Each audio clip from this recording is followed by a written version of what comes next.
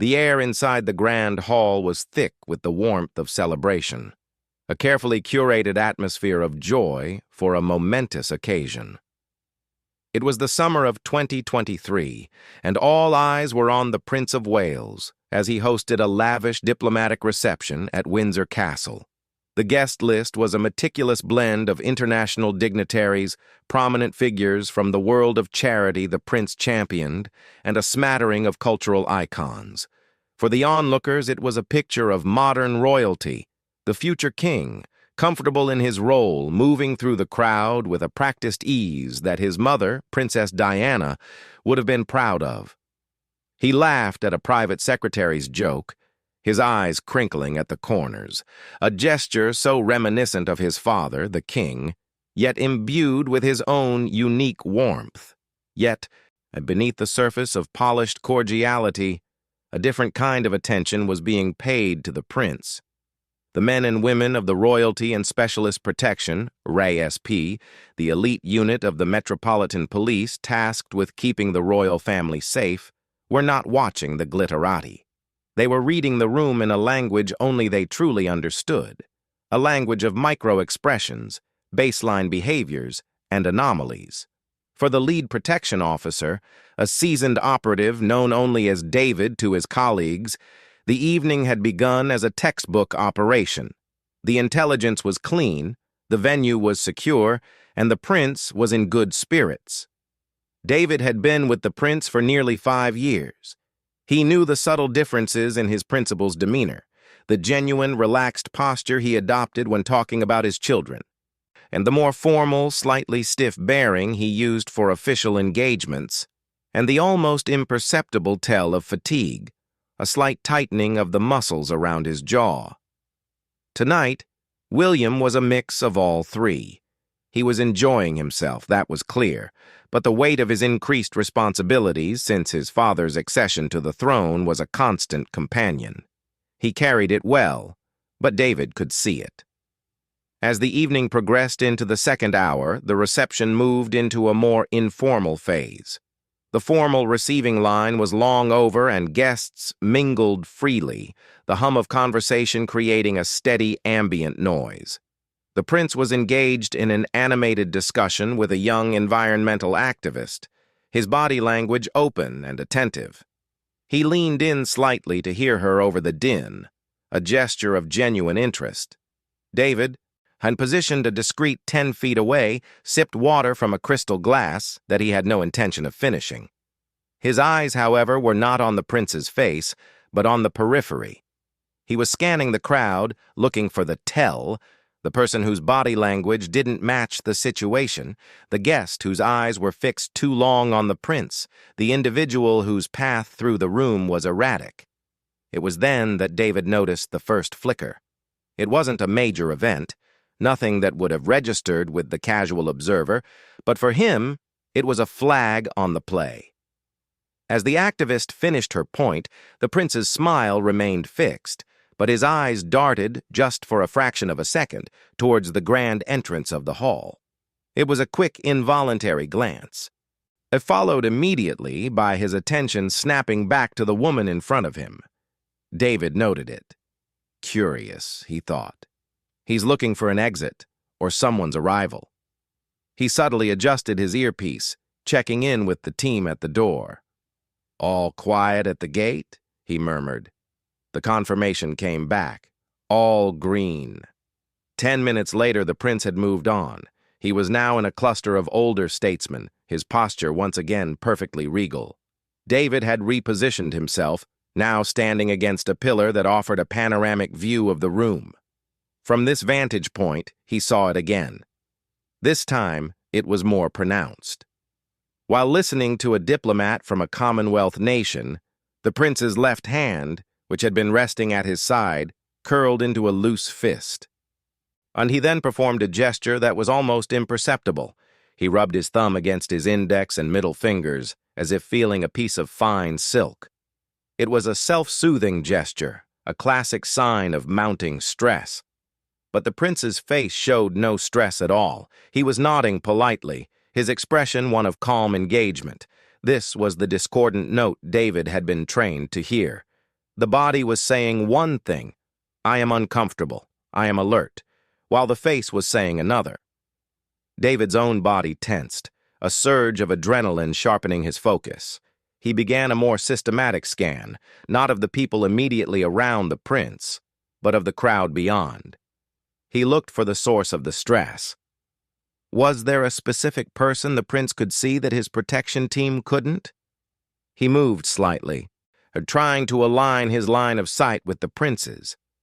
The prince's gaze, however, remained steadily on the diplomat. Then the prince laughed. It was a perfectly timed, socially appropriate laugh at the end of a story. But as he laughed, he took a half-step back, subtly increasing the distance between himself and the group. He then raised his right hand and, in a gesture that looked utterly natural, ran his fingers through his hair, pushing it back from his forehead. It was a move 1,000 photographers had captured. But David knew this gesture too.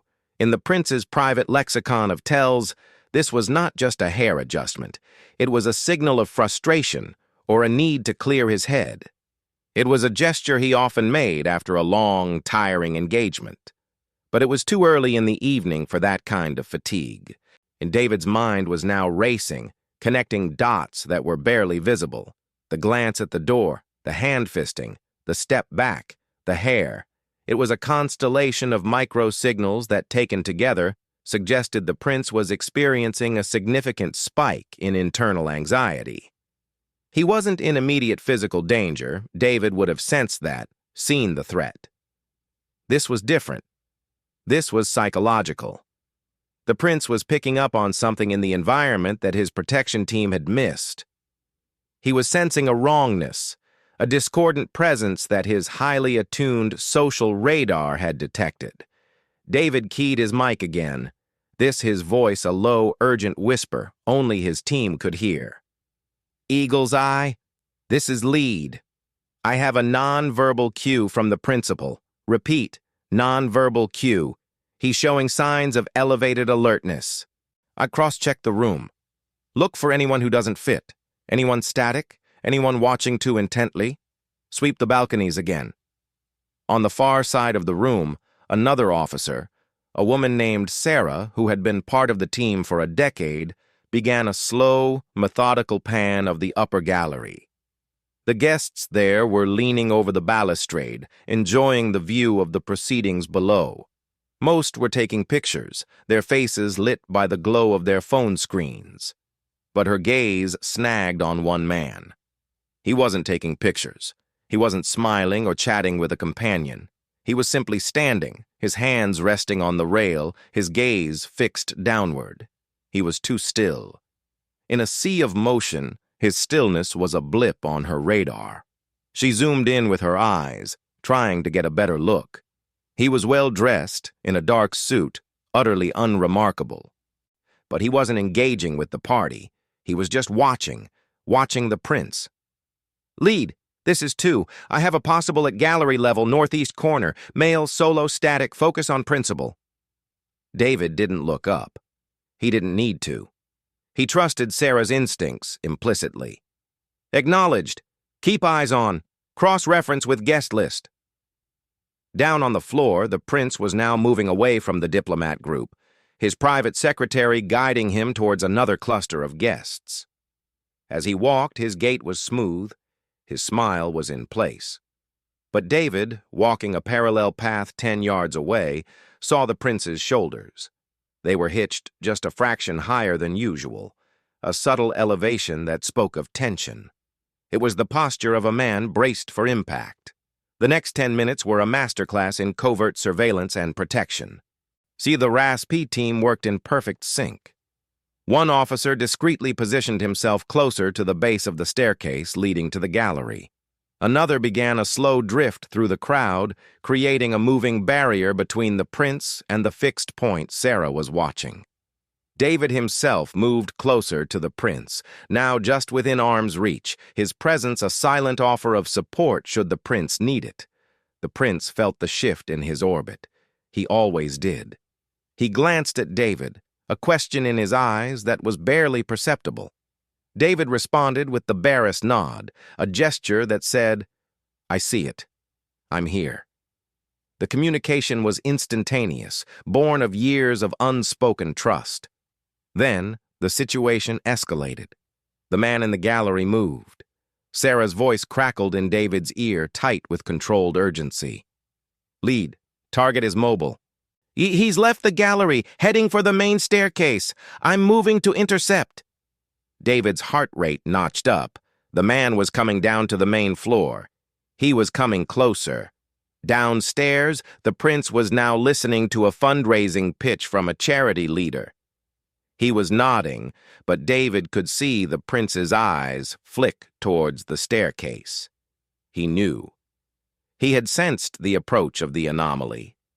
The prince's right hand, which had been holding a glass of water, was set down on a passing tray with a deliberate finality. He wasn't going to drink anymore. He was grounding himself, freeing up his hands. It was an instinctive preparation for action. David made the split-second decision. He didn't wait for the man to arrive. The prince's distress signals had been clear enough. He stepped forward, smoothly interposing himself between the prince and the direction of the staircase. With a smile that was all business, he leaned in and spoke quietly to the private secretary. "We're going to need to wrap up this conversation, now." The private secretary, a man who knew better than to question a protection officer in the field, smoothly interrupted the charity leader. "If you'll excuse us, the prince has another engagement. We'll be in touch." The prince didn't hesitate. He offered his apologies with a gracious smile, but his body was already in motion, turning towards a discreet door that led to a private corridor and, from there, to the royal apartments. David fell into step beside him, his body a shield. Another officer materialized on the prince's other flank. They moved as a single unit, a tight triangle of protection. And as they walked, the prince finally let his mask slip. His jaw was tight, his eyes fixed straight ahead. He didn't ask what was happening. He trusted them to get him out. They moved through the door, which was immediately secured by another officer. The heavy oak closed behind them, muting the sounds of the party in an instant. The corridor was cool, quiet, and safe. Only when they were deep within the private wing, away from any window, did the prince stop and turn to David. The tension in his shoulders was gone, replaced by a weary release.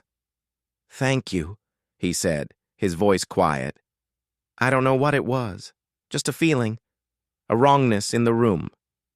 David nodded. "You were right, sir. There was a man. On the gallery. He was fixated. We had him under observation. He's been intercepted." The prince absorbed this, his expression unreadable. And he didn't ask who the man was or what he wanted. That was a question for later for the police and the intelligence services. For now, he was safe. That was all that mattered. Later that night, after the prince had retired, David filed his report. It was a clinical document devoid of emotion, detailing the timeline of events. But in the privacy of his own mind, he replayed the evening. He thought about the subtle signals the prince had sent, the nearly invisible language of distress. He thought about the profound isolation of being the Prince of Wales, of having to stand and smile and perform while an internal alarm was screaming. And he thought about the trust it took to rely on a team of people to read those signals, to understand a message that was never spoken aloud. The security of the crown, he reflected. I didn't just rely on guns and gates and concrete barriers. It relied on the invisible threads of understanding between a protector and his principal, on the ability to hear a silent cry for help in a room full of laughter. It was a bond forged in moments like this, a bond that ensured the future king would always have a way out.